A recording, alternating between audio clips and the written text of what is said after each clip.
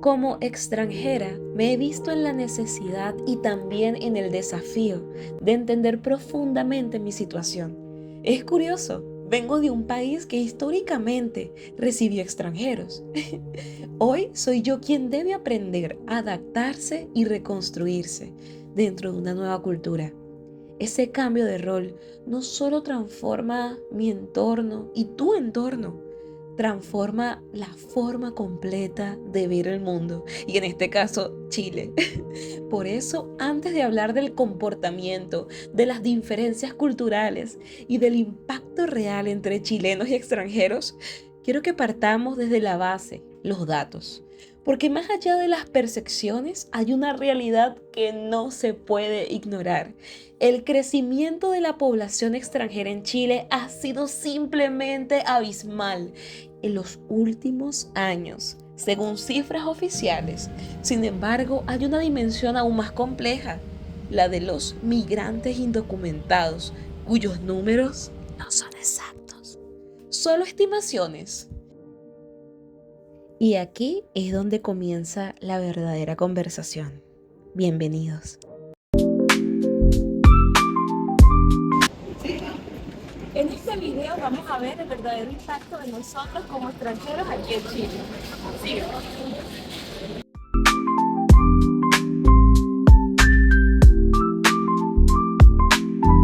Ahora, antes de entrar en opiniones, quiero que miremos la realidad con datos claros. En los últimos años, la población extranjera en Chile pasó de aproximadamente 1.460.000 personas en 2020 a cerca de 2 millones en 2024. Eso es un aumento de casi un 40% en solo 5 años. Chile ya no es un país de paso, se está consolidando como un destino migratorio clave en la región. Ahora hay algo importante.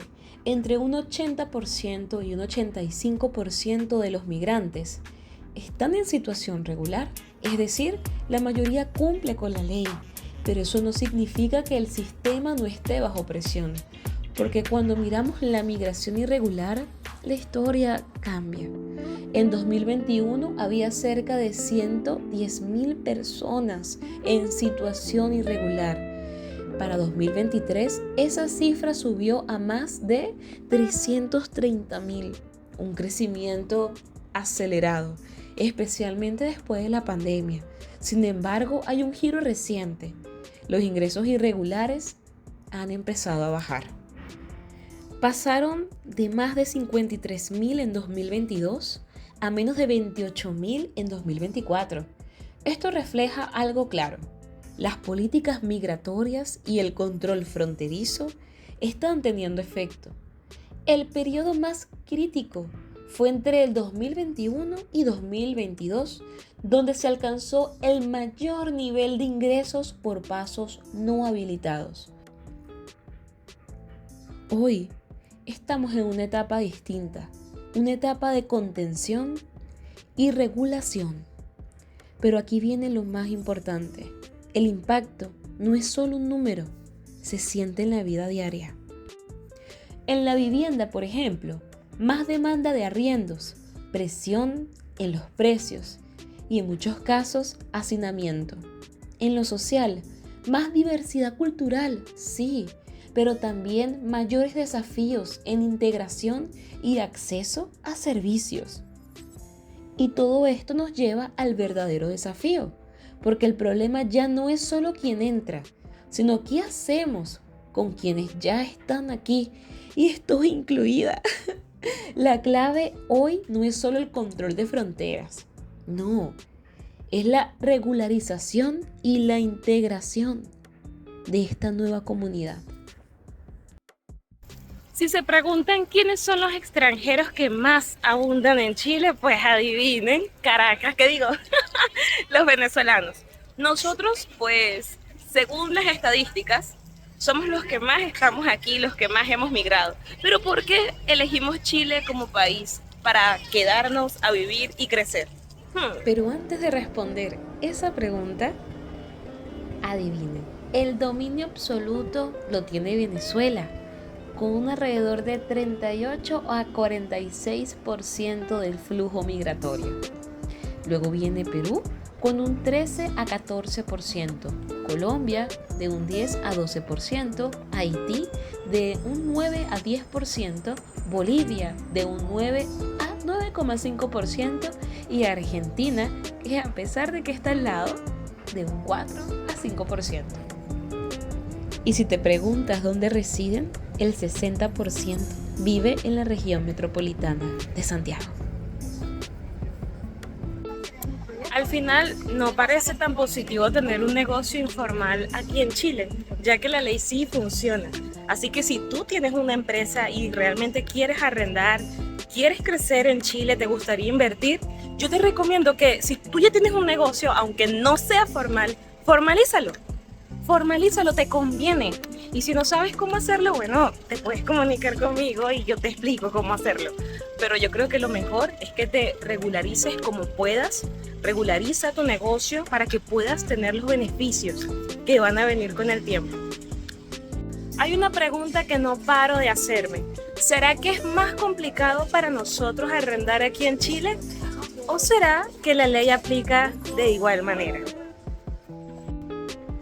Obviamente no es tan fácil regularizarte y sí, aquí en Chile pues es un poco complicado, podemos durar hasta 5 años para regularizarnos. Pero lo importante es lo que haces en esos 5 años. ¿Qué estás haciendo? ¿Estás trabajando? ¿Estás ahorrando? ¿Te estás informando?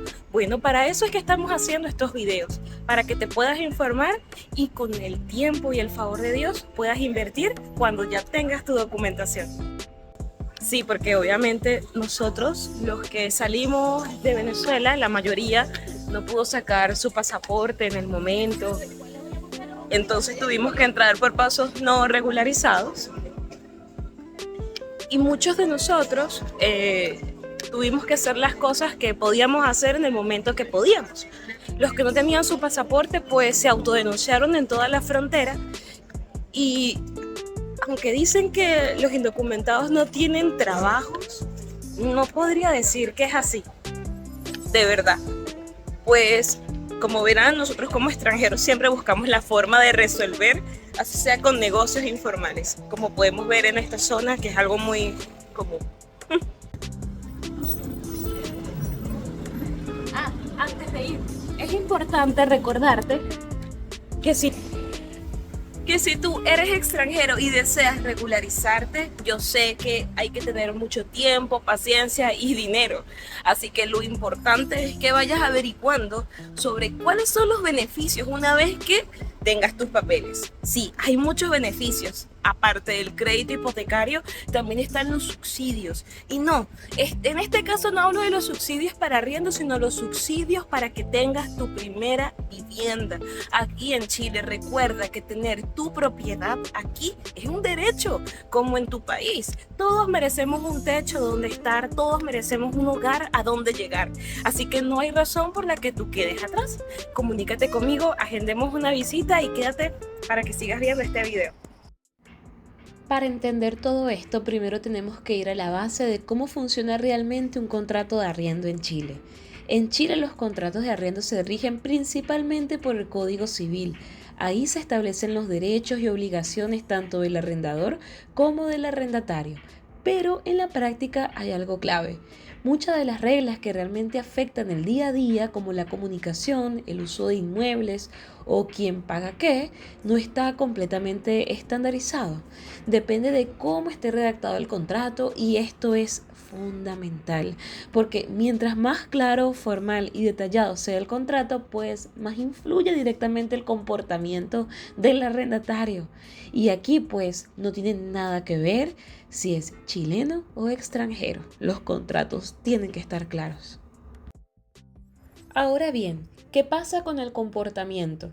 Si hablamos del arrendatario chileno, hay ciertos patrones bastante claros. Primero, existe una familiaridad con el sistema.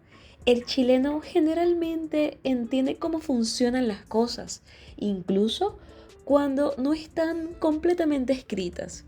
Tiende a interpretar lo implícito. En términos de comunicación, suele respetar los canales formales, como el corredor o el administrador.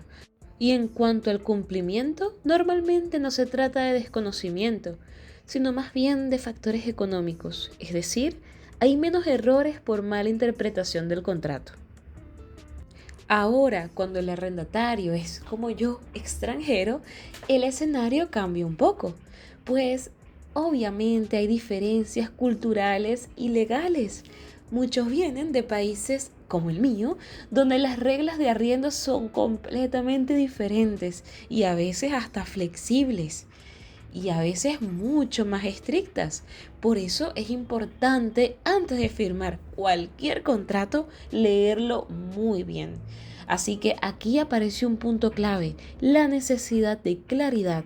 El arrendatario extranjero necesita contratos mucho más explícitos, mucho más detallados, porque cuando hay ambigüedad, no es que no quieran cumplir, es que no pueden entender exactamente cómo hacerlo.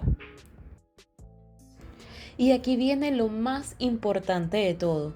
El contrato no es solo un documento legal, es un regulador de comportamiento. Un contrato poco claro genera conflicto, desorden y malos entendidos. Un contrato bien hecho, detallado, genera orden, cumplimiento y relaciones más sanas. ¿Y qué cláusulas son realmente críticas? Por ejemplo, la prohibición de contactar directamente al propietario, los canales de comunicación, las responsabilidades de pago, las normas de convivencia y las condiciones de término de contrato. Entonces, ¿qué se recomienda? Para arrendatarios extranjeros, contratos más detallados, idealmente bilingües si se pudiera, con ejemplos concretos y explicaciones desde el inicio. Aunque bueno, normalmente los contratos son en español, importante. Y para todos, los canales de comunicación claros y por escrito, cláusulas de sanción bien definidas y seguimiento en los primeros meses.